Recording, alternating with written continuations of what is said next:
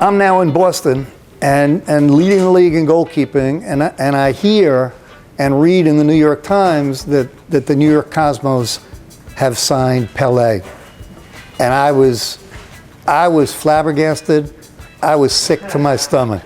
I read in the paper one day that Bob Rigby had a goal line collision. I remember against Paul Canal, and he broke his collarbone, and the Cosmos needed a goalkeeper. So I'm playing for the Boston Minutemen at Yankee Stadium against Pele and the New York Cosmos. In those days, we used to go to a penalty kick shootout if the game ended. So here I am on the wrong team playing against the New York Cosmos, against Pele.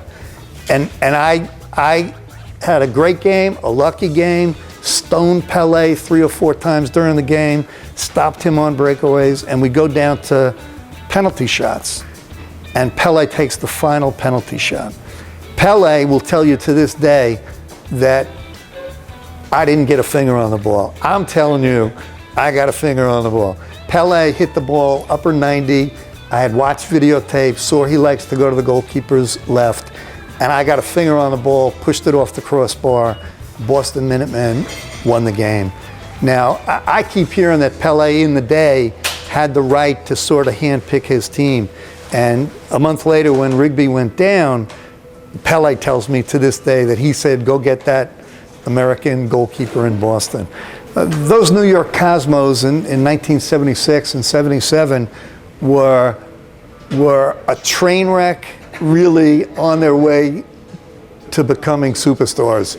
And I was thrown right into it at the right time. So Pele was obviously there when I came, and Pele, for any of us who have played the sport or watched the sport, is an iconic figure. He's the type of guy who, if he walks into the room and you don't know what he does, you sort of feel like a king or a guy with some aura has just walked into the room. We all have the same memory. It was really a magical ride that electrified New York City. Steve Ross, for me and for most of us, was like a combination of a benevolent dictator and a godfather. And I really mean those both in the best sense. He knew how to treat stars. He had done it in the music industry with Ahmed and Neswi Erdogan. That's how they had built their success in Atlantic Records. So no 3 guys knew better how to relate and deal with public personalities.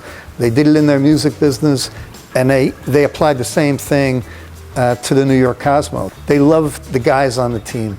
They loved going on the private jet to a game and playing cards with us in the back of the plane. And we felt bad taking money from him, but we took his money. Again, there are very few things in life that can kind of transcend race and religion and economics, culture, and unite people. And that's what those games for the New York Cosmos were. Because the parking lot, the pregame tailgate was unbelievable.